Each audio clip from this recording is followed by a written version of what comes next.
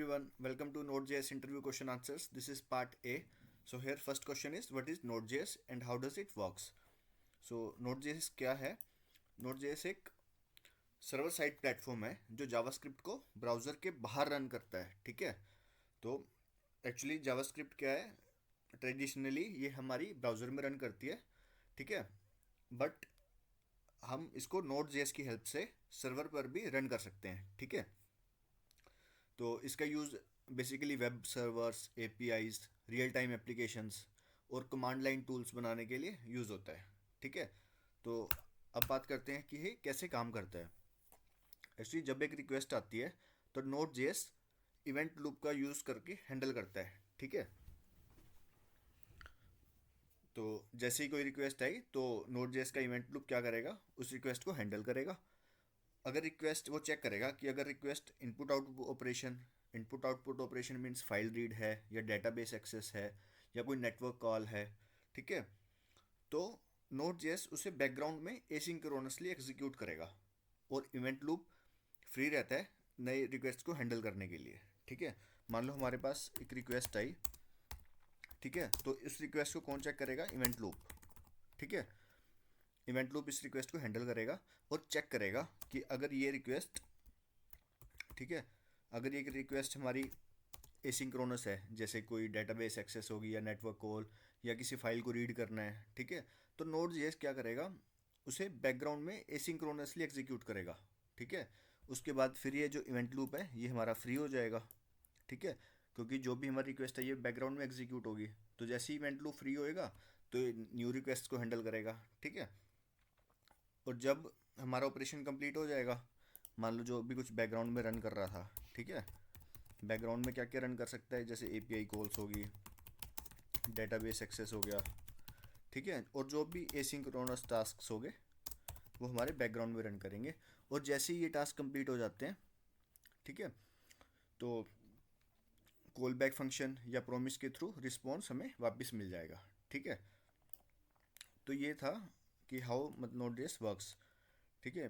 Basically event loop की help से Node.js work करता है, ओके। तो now coming to next question, how is Node.js different from JavaScript in the browser, ठीक है।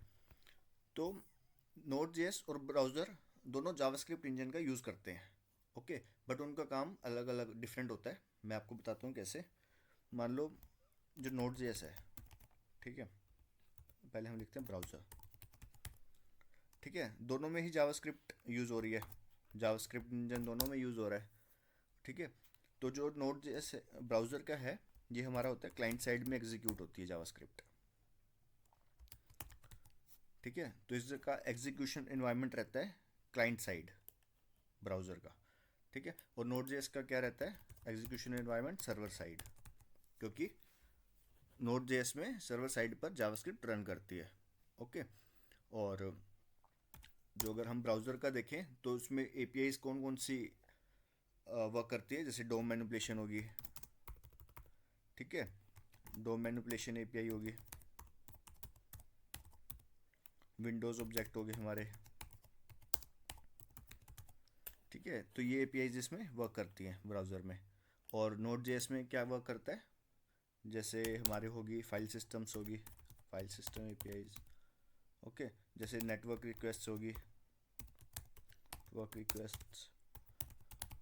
और अगर हम बात करें मॉड्यूल्स की, तो ब्राउज़र में हम यूज़ करते हैं इंपोर्ट एक्सपोर्ट मॉड्यूल्स, जो जिसे हम बोलते हैं ES modules, import comma export. और नोड.js में यूज़ होता है कॉमन जेएस मॉड्यूल्स, जैसे रिक्वायर, ठीक है, कॉमन जेएस जैसे रिक्वायर, ठीक है। ब्राउज़र में हम यूज़ करते हैं इंपोर्ट एक्सपोर्ट और नोड.js में हम यूज़ करते हैं रिक्वायर। और अगर हम सिक्योरिटी की बात करें तो इसमें डायरेक्ट सिस्टम एक्सेस रहता है, ठीक है, नोड.js में। बट ब्राउज़र में रिस्ट्रिक्टेड होती है ड्यू टू ब्राउज़र सिक्योरिटी। और third question is what are the advantages of using Node.js. तो नोड.js के क्या क्या एडवांटेजेस हैं, जैसे हमारा फास्ट परफॉर्मेंस होगी, परफॉर्मेंस फास्ट होती है बिकॉज V8 इंजन ऑप्टिमाइज करता है, ठीक है। V8 इंजन की हेल्प से हम जावास्क्रिप्ट को सुपर फास्ट बनाते हैं, तो इसलिए परफॉर्मेंस फास्ट होगी, ठीक है। Asynchronous and non blocking, okay, means multiple request एक साथ एफिशिएंटली हैंडल कर सकते हैं हम, ठीक है। तो इसको बोलते हैं हम एसिंक्रोनस, मीन्स कि अगर जो मल्टीपल रिक्वेस्ट आ रही हैं तो एक साथ हम उसको हैंडल कर सकें, ठीक है, जिससे कि जो हमारा कोड है वो नॉन ब्लॉकिंग बन सके, ओके। तो और हम इसका रियल टाइम एप्लीकेशंस बनाने के लिए भी यूज़ कर सकते हैं नोड जे का, रियल टाइम ऐप्स बनाने के लिए। और fourth thing is huge community support है, ठीक है। ह्यूज कम्युनिटी सपोर्ट मतलब कि हमारे पास बहुत सारी लाइब्रेरीज अवेलेबल है वाया NPM, ठीक है। NPM की हेल्प से हम काफ़ी सारी लाइब्रेरीज को इंपोर्ट कर सकते हैं हमारे प्रोजेक्ट के अंदर, ठीक है। तो और एक और है इसका मेजर एडवांटेज कि बैक एंड और फ्रंट एंड दोनों जावास्क्रिप्ट में हम लिख सकते हैं, ठीक है। तो नोड जेएस में बेसिकली हम जावास्क्रिप्ट यूज़ करते हैं, तो सिंगल प्रोग्रामिंग लैंग्वेज हो जाती है हमारी both for front end and back end. Now coming to fourth question, what is event loop in Node.js? So event loop क्या रहता है? Event loop एक मेन मैकेनिज्म है जो Node.js को एसिंक्रोनस और नॉन ब्लॉकिंग बनाती है, ठीक है। देखो ये वाला एडवांटेज हमें किससे हेल्प से मिलता है, इवेंट लूप की हेल्प से, जो इसको एसिंक्रोनस बनाती है और नॉन ब्लॉकिंग बनाती है, ठीक है। तो first thing is call stack, second thing is, तो काम कैसे करता है, जैसे हमारा फर्स्ट होता है कॉल स्टैक। सो जब कोई जावास्क्रिप्ट फंक्शन एग्जीक्यूट होता है तो वो कहाँ जाता है, तो वो कॉल स्टैक में जाएगा, ठीक है। मान लो हमारे पास एक जावास्क्रिप्ट फंक्शन है, तो फर्स्टली वो जाएगा, अगर जब कोई जावास्क्रिप्ट फंक्शन एग्जीक्यूट होगा तो वो जाएगा कॉल स्टैक में, ठीक है। तो उसके बाद क्या रहता है, मान लो फिर वो चेक करेगा कि अगर जो हमारा टास्क है, मतलब जो भी फंक्शन है, वो डेटाबेस मतलब एसिंक्रोनस है या नहीं है। अगर एसिंक्रोनस है तो नोड जैसे उसको बैकग्राउंड में एग्जीक्यूट करेगा, ठीक है। मान लो कोई डेटाबेस कॉल है या फाइल रीड है या कोई HTTP रिक्वेस्ट है, ठीक है, तो उसको करेगा बैकग्राउंड में एग्जीक्यूट। और ठीक है, उसके बाद आता है हमारा काम इवेंट क्यू का। इसमें हम लिखते हैं नोड APIs, चेक करेगा node APIs and async tasks, ठीक है। तो उनको करेगा बैकग्राउंड में रन, एग्जीक्यूट करेगा, ठीक है। फिर आता है हमारा इवेंट क्यू, ठीक है। मीन्स कि जब एसिंक्रोनस ऑपरेशन है वो अगर कंप्लीट हो जाएगा तो इवेंट लूप चेक करेगा, ठीक है, कि वो कंप्लीट हो गया नहीं हो गया। अगर कंप्लीट हो गया तो इवेंट लूप एक रिस्पॉन्स भेज देगा कॉल बैक के थ्रू, ठीक है, कि हमारा टास्क कंप्लीट हो गया है। देन एग्जीक्यूशन, ठीक है। मीन्स कि अगर कॉल स्टैक एम्प्टी है, ठीक है, तो इवेंट लूप क्यू से एक इवेंट उठाएगा और उसको एग्जीक्यूट करेगा, ठीक है। तो ये एक प्रोसेस फॉलो होता रहेगा इवेंट लूप में, ठीक है। तो मैं एक बार फिर से बता देता हूँ, कॉल स्टैक में क्या रहेगा, जब कोई जावास्क्रिप्ट फंक्शन एग्जीक्यूट होगा तो वो कॉल स्टैक में जाएगा। उसके बाद वो चेक करेगा कि जो फंक्शन एग्जीक्यूट होने वाला है वो कोई इनपुट आउटपुट ऑपरेशन है, जैसे कोई डेटाबेस कॉल, फाइल रीड या HTTP रिक्वेस्ट, तो नोड जेएस उसको बैकग्राउंड में एग्जीक्यूट करेगा। देन इवेंट क्यू, मीन्स जब एसिंक्रोनस ऑपरेशन कंप्लीट हो जाएगा तो इवेंट लूप चेक करेगा और रिस्पॉन्स को वापस भेज देगा, ठीक है। देन फोर्थ स्टेप इज, अगर कॉल स्टेप एम्प्टी हो चुका है तो इवेंट लूप क्या करेगा, क्यू से एक इवेंट उठाएगा और उसको एग्जीक्यूट करेगा, ठीक है। तो जिससे क्या होगा कि हमारा नॉन ब्लॉकिंग बन जाएगा सारा कोड, ठीक है। सब कुछ पैरेलली रन करेगा, एग्जीक्यूट करेगा। Now coming to what is the difference between synchronous and asynchronous code in Node.js। तो सिंक्रोनस कोड क्या रहता है, synchronous code means blocking code, ठीक है, जिसको हम बोल सकते हैं ब्लॉकिंग कोड। जब एक ऑपरेशन कंप्लीट होने तक अगला ऑपरेशन एग्जीक्यूट ही ना हो तो उसको बोलते हैं सिंक्रोनस कोड। मीन्स कि जो नेक्स्ट जो हमारा ऑपरेशन है वो अभी रुक चुका है क्योंकि फर्स्ट अभी कंप्लीट नहीं हुआ, जिससे कि ये हमारा कोड बन जाता है ब्लॉकिंग कोड, ठीक है। एक एग्जांपल से मैं आपको समझाता हूँ। index.js में चलते हैं, यहाँ हम const fs equals to require, एक हम इनबिल्ट मॉड्यूल को रिक्वायर करेंगे fs, ठीक है, const data equals to fs dot read file sync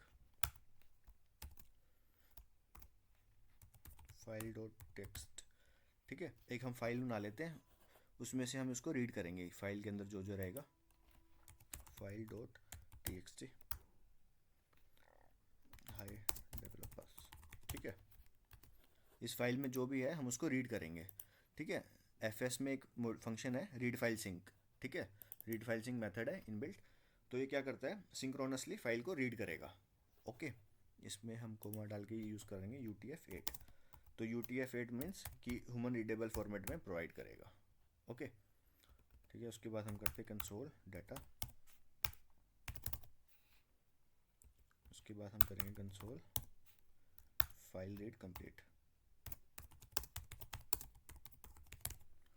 ठीक है, तो इस केस में क्या होगा, अगर जो ये फाइल रीड है, ठीक है, अगर इस फाइल को रीड करने में काफ़ी टाइम लग गया, ठीक है, मान लो कंटेंट ज़्यादा है या कुछ भी है, तो जो बाकी का कोड है ना ये रुक जाएगा। सिंक्रोनस में यही सबसे बड़ी प्रॉब्लम रहती है कि अगर ये कंप्लीट नहीं हुआ ना, फाइल रीड कंप्लीट नहीं हुआ, तो बाकी का कोड रुक जाएगा। ठीक है, तो मीन्स कि हमारा ब्लॉकिंग कोड बन जाएगा। ठीक है, तो इसको अब हम रन करते हैं dex.js। ठीक है, पहले ये प्रिंट हुआ जो फाइल के अंदर था। ठीक है, उसके बाद ये कंसोल प्रिंट हुआ। ठीक है, मान लो फाइल को प्रिंट होने में काफ़ी टाइम लग रहा है, उसको रीड करने में काफ़ी टाइम लग रहा है। ठीक है, तो ये वाली स्टेटमेंट, सेवन्थ स्टेटमेंट हमारी रुक जाएगी। ठीक है, तो ये होता है हमारा सिंक्रोनस कोड की प्रॉब्लम। ठीक है, तो हम यूज़ करते हैं एसिंक्रोनस कोड। ठीक है, जिसको हम बोलते हैं non blocking code. Asynchronous code क्या रहता है हमारा, नॉन ब्लॉकिंग। ठीक है, ये कुछ भी ब्लॉक नहीं करता। ठीक है, एक एग्जांपल देखते हैं हम नॉन ब्लॉकिंग कोड का। ठीक है, इसमें भी हमें रिक्वायर एफ करना पड़ेगा, मॉड्यूल को इंपोर्ट करना पड़ेगा। ओके, तो इसमें हम यूज़ करते हैं, इसको कॉपी करते हैं। ठीक है, इसको कमेंट करते हैं। अब हम इसको बनाएंगे एसिंक्रोनस तरीके से। डॉट, यहाँ से हम सिंक हटा देंगे, रीड फाइल।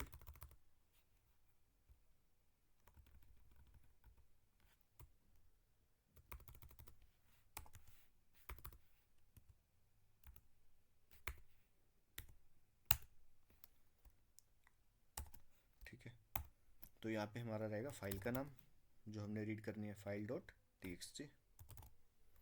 ठीक है, और उसके बाद हम लिखेंगे UTF-8 जैसे हम पहले लिखते थे। ठीक है, और इसके अंदर हम यूज़ करेंगे कॉल बैक फंक्शन। जैसे ही फाइल रीड हो जाए उसके बाद डाटा प्रिंट हो जाए। ठीक है, ERR, और कोई एरर आएगा उसको प्रिंट कर दे। ठीक है, तो if ERR then throw error, throw ERR। Otherwise क्या करेगा, डाटा को प्रिंट कर देगा, कंसोल डाटा। ठीक है, सो नाउ डाटा हमारा प्रिंट हो जाएगा। इसको हम यहाँ से हटाते हैं, तो फाइल रीड रिक्वेस्ट सेंड लिख देते हैं इसका। ठीक है, सेंड। अब हम इसको रन करते हैं। अब आप चेक करना, जैसे ही हम इसको रन करेंगे तो पहले ये प्रिंट हो जाएगा 19th लाइन, उसके बाद हमारा डाटा प्रिंट होगा। ठीक है, क्योंकि हमने इसको बनाया है एसिंक्रोनस, हमने इसको बना दिया कोड को। मतलब अगर फाइल को रीड होने में टाइम लग रहा है काफ़ी, तो ये वाली स्टेटमेंट किसी का वेट नहीं करेगी, तो ये स्टेटमेंट प्रिंट हो जाएगी। और जब फाइल रीड कंप्लीट हो जाएगी तो डाटा को प्रिंट कर देगी यूजिंग कॉल बैक फंक्शन। ठीक है, इसको हम चेक करते हैं आउटपुट को। तो आप देख सकते हैं इस जो 19th लाइन है इसने किसी का वेट नहीं करा, 19th स्टेटमेंट ने पहले ये प्रिंट होगी, उसके बाद हमारा डाटा प्रिंट हुआ है हाई डेवलपर्स। ओके, मीन्स कि अगर फाइल में कुछ बहुत सारा कोड है जिसको रीड करना है, ठीक है, या फाइल को रीड करने में टाइम लग रहा है, तो हमारा नेक्स्ट स्टेटमेंट्स रन करने लग जाएगी। इसको हम बोलते हैं एसिंक्रोनस। ठीक है, तो अभी मैं आपको बताता हूँ कि हमने अभी तक क्या क्या पढ़ा है, इस क्या क्या इंटरव्यू क्वेश्चन हमने पढ़े हैं। ठीक है, फर्स्ट हमने किया है कि Node.js एक रन टाइम इन्वायरमेंट है जो जावास्क्रिप्ट को सर्वर साइड पर एग्जीक्यूट करता है। ओके, एंड और क्या हमने पढ़ा है, ब्राउज़र जावास्क्रिप्ट फ्रंट एंड के लिए यूज़ होती है और Node.js बैक एंड के लिए यूज़ होती है। ठीक है, और जो Node.js है वो asynchronous non blocking architecture use करता है, जिससे कि हमारी एप्लीकेशंस को हाई परफॉर्मेंस मिलती है। और इवेंट लूप क्या है? इवेंट लूप Node.js का कोर मैकेनिज्म है जो एसिंक्रोनस ऑपरेशंस को हैंडल करता है। और हमने पढ़ा है सिंक्रोनस और एसिंक्रोनस। सिंक्रोनस कोड एग्जीक्यूशन को ब्लॉक करता है, बल्कि एसिंक्रोनस कोड नॉन ब्लॉकिंग होता है नेचर में।